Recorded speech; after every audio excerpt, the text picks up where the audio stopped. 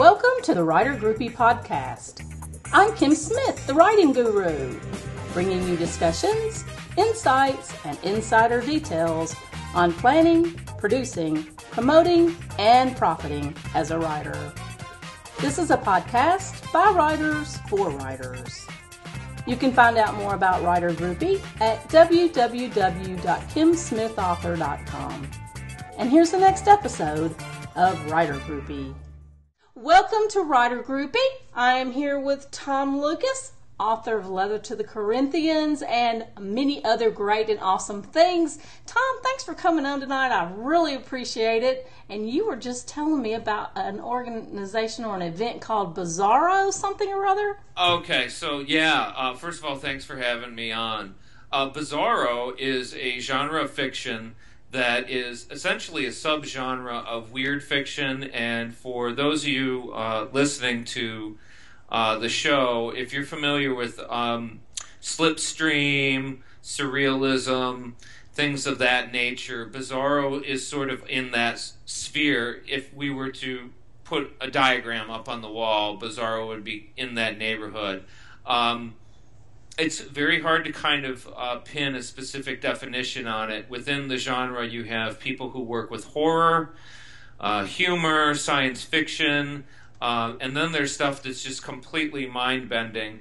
Perhaps you've read about House of Leaves, for example, which is a experimental and surreal novel. It's about the size of a telephone book, and it has a lot of meta. I'm pretty new to Bizarro. Letter to the Corinthians, which I came on to your old show to talk about way back when, was something that I wrote, and I wasn't even really sure what I wrote when I was done. I thought maybe it was absurdist, surrealism of some kind. I didn't really know. And then one of my writer friends pointed me to a website called BizarroCentral.com. Oh, okay. Yeah, and I do recommend anyone listening to the show, if you are interested in what we talk about, that's probably your first stop. They give you a really good idea of what Bizarro fiction is, who publishes it, and what it's all about. And so I kind of followed these folks for a little bit and tried to sort of learn who the writers were and the kind of things that they were writing. And in April of this year, I attended an online writing workshop through Lit Reactor, which is a website. It's a online writing community started by Chuck Palahniuk, who people might know as the writer of Fight Club, for example, and many other books. And they had an online workshop in Bizarro fiction, and it was run by one of the publishers, a woman by the name of Rose O'Keefe, of Eraserhead Press out of Portland, That name Oregon. is familiar to me. I don't know why. I am sure that you have seen her online in your writerly travels through Probably. the digital world. She's been a publisher for about 15 years. Okay. And Eraserhead Press, they just celebrated their 15th anniversary this year. So I attended the workshop, and it really wrote my butt off. I wrote 3 short stories, and we were given an opportunity to pitch. And so I pitched 3 novellas. This one here, Pax Titanus, is what came out of that because they accepted my pitch. And it's a part of what they call the New Bizarro Author Series, which is a program. They've been doing it for 6 years now, where they pick through submitted manuscripts, and they select a few people to introduce to the Bizarro community, and we have a year to prove ourselves as awesome writers and ambassadors of the genre to the world. And after a year, if I have sold books and proven to be a great guy, there's a very good chance that the door would be open for doing something else with them. Wow, that's awesome. It is, it's super exciting. But BizarroCentral.com is where you can learn about all the publishers and a lot of the great. There's some really great writers in this genre. A few of them are recently bridging over via Random House. Random House is publishing a few of these folks. Wow, that's awesome. Yeah, that's the deep down street cred right there. So yeah, exactly. I'm really anxious to see what happens when Bizarro gets wider visibility. And hot dog, I can say I knew you first. Right back at you. Well, so now isn't there an event coming up? Oh, there was an event that just passed. Oh, I missed it. Darn. Yeah, you have to come out next year. It's called Bizarro Khan, and it is also held in Portland. Although there are Bizarro writers all over the country and globally as well, Portland is kind of like the nexus of Bizarro activity. It's the birthplace, it's the Fertile Crescent, whatever you want to call it. And they have a very small convention that they've been running for, I want to say 7 years. I think this year was year 7. Where have I been? I haven't heard of it before. There, Bizarro's kind of like off the road and down to the right, or left, or up or down, Gotcha. But Bizarro Con is a 4-day convention. It's really inexpensive. It was only $85 for the whole thing. Wow. Yeah. It's held at the Edgefield Hotel, which is reportedly haunted. How which fun! Might interest some people. Exactly. And my room was right across from one of the major haunting rooms, and nothing happened. And I've experienced a haunting, so I know what to look for. Well, if you were me, you probably slept right through it. I think so. I looked to see if maybe the ghost had moved, like the water pitcher, off the nightstand or something, but no such luck. You should have left it a note. Hey, dude, leave me something. Talk to, leave me a sign, Maybe a pile of ectoplasm, something. I guess the ghost just stays in its room. I don't know. But it was a poor farm about 100 years ago, and a poor farm is not something I was aware of, but apparently if you were indigent or in really bad shape, you could go work at this farm, and they give you room and board. Wow. Yeah, so there's a lot of hard stories that came through there, hence the ghosts. Apparently, right? Yes. Where did those things go to? I hate to say it, but we still have need of that today. Yeah, I was originally, born and raised in Detroit, and they talk a lot about turning, vast chunks of the city into Greenbelt. And I think that would be great, to grow some food and get some people working. But the Edgefield's a really neat place. You would really like it. It's a real charming hotel. The building has all kinds of intricate artwork painted in odd places. It's full of surprises. Yeah. And they have this little conference there, and there were several workshops, lots of readings. A bookstore, an awards dinner, because they give out the Wonderland Awards every year, which are awesome. Awards given peer-to-peer within the genre. Mm-hmm. So it's for the writers that win it, it's a big deal because it's a real affirmation from their community that what they're writing is excellent. And when is it held? It is in Portland. When? When? Well, the last 2 years it's been in mid-November, and I think they're looking at October for 2015, pushing it a little bit earlier, and I think that'd be good. It was awfully cold, and I didn't really get to explore the grounds because it was snowy and icy and nasty, but again, on the Bizarro Central website, there's a link for Bizarro Con, and anyone can go there and kind of read about what the schedule was like, the events, the kind of people who attended, that sort of thing. But if you like the weird, the different, if you like fringe writing, experimental writing, things like that, it's a great place to go. It's a really warm and supportive community, which is something that I haven't always encountered in writer circles, and I think I know. You know what I'm talking about. Mm-hmm. You can find some folks who really have their nose in the air now. I'm saying, but not here. Right? No. Well, certainly not on this show. Not on this show. I am the writer groupie. Nice. But I'm sure that over time, I've joined various writing groups and participated in the writing communities in different cities, and I've encountered a lot of competitiveness, the pretension which you're talking about, and inclusion. People not wanting to let you in, not wanting to let new people in, that sort of thing. The Bizarro community is the complete opposite. It's a rising tide raises all boats kind of thing, where people are massively supportive of one another, and everyone's just helping each other grow as writers and artists. And they let me in. I didn't know any of these people, but everyone was very welcoming. I'll definitely go back, and I've already made some good friends very quickly. So if anyone out there is interested, you should really check these people out. It's just not what you've encountered in the past if you've had bad experiences. That's a wonderful referral. I'm sure there will be quite a few people listening to this show who will go out and do that very thing. That is great. Tell me more about what you're doing. I want to know more about what you're doing. Okay, well, the current project is the new book, and I will hold it up again. I'll be very slow about it. Pax Titanus? Am Yes. I saying that right? By Yes, Tom you Lucas. are. That Pax cover Titanus.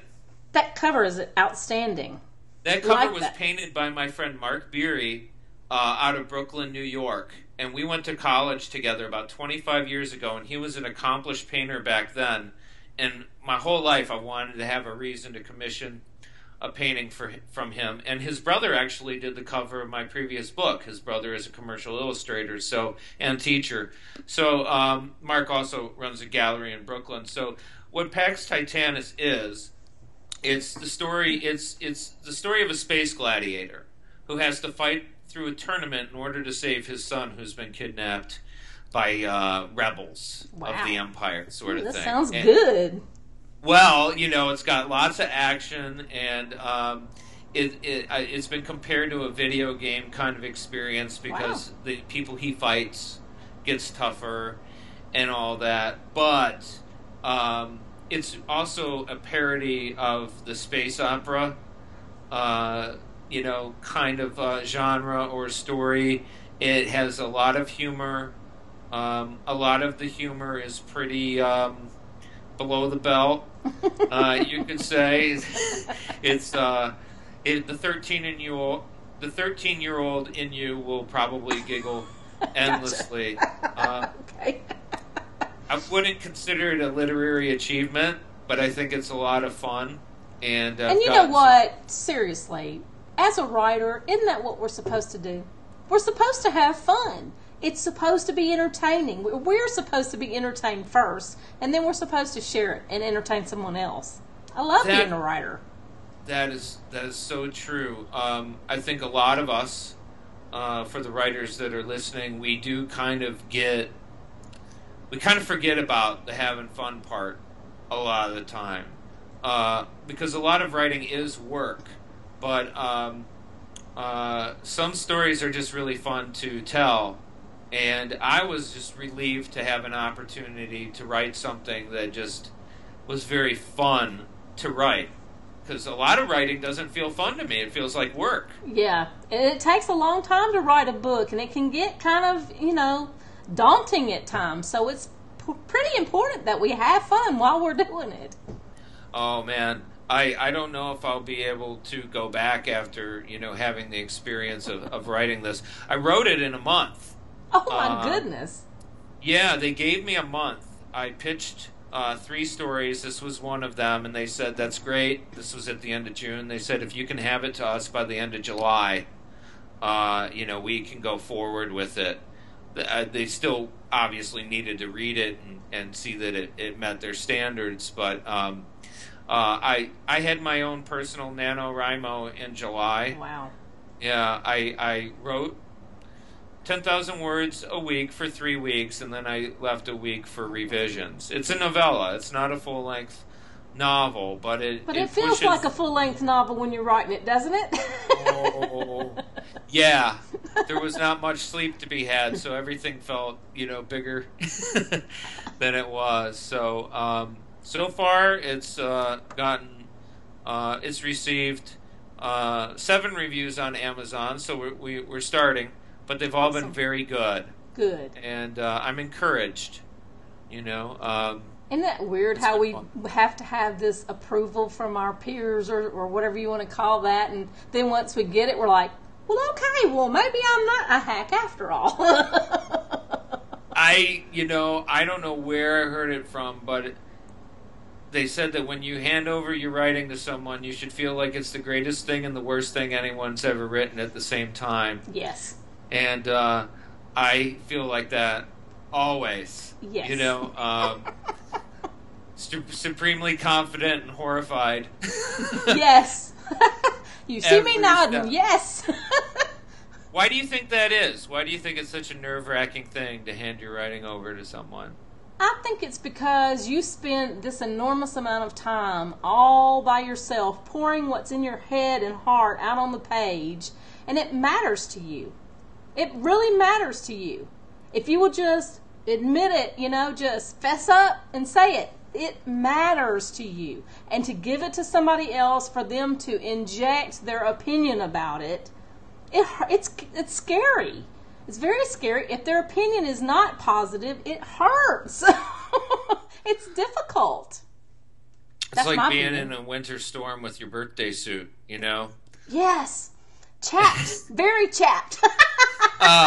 Yeah, and the thing is if you're going to put anything out there in the world, then you have to be able to take your lumps. But at the same time, it's an incredibly sensitive thing as well. I think that you said it.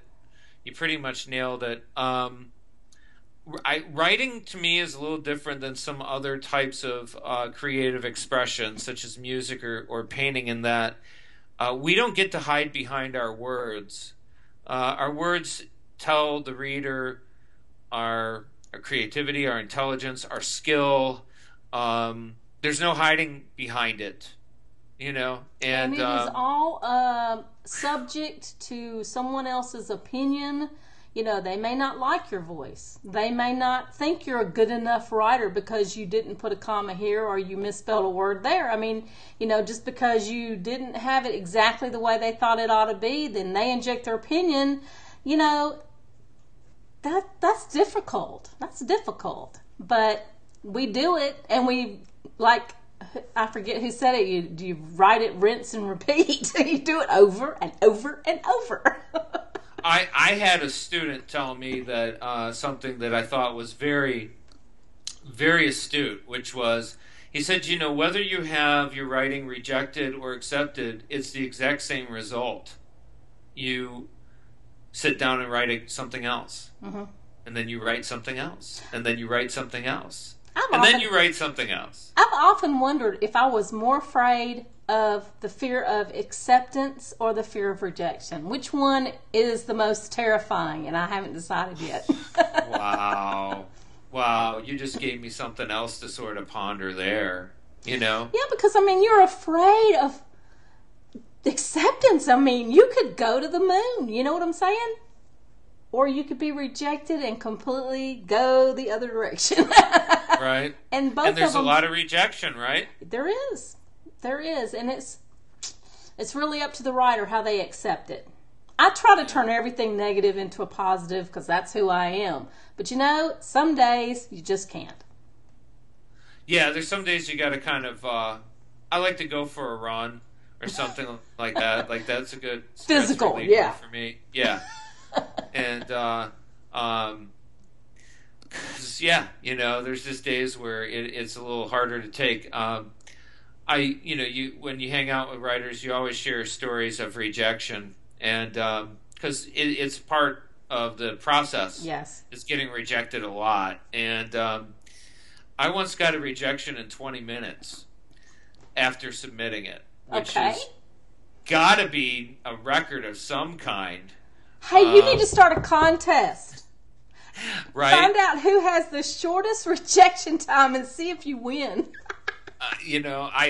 That's a dubious prize for sure, right? But it was one of those lunchtime things where you're at work and then your lunch break starts and you do a little bit of writing work, in between bites of your sandwich, and I submitted this story to a journal or magazine. I don't even remember who it was. And before I was done with lunch, there was a reply email in my inbox telling me no, no, no. Wow. So You almost wish they'd take a long time so that you could think to yourself, or maybe fool yourself into thinking that they lost the email. right, yeah, yeah. There's those things where I'll submit and forget about it, and 6 months later you get the rejection, and you're like, oh well, it doesn't even hurt because Yeah, because I forgot about it. Yeah. I don't recommend anyone watch their inbox or track submissions too carefully. I don't think it's really healthy.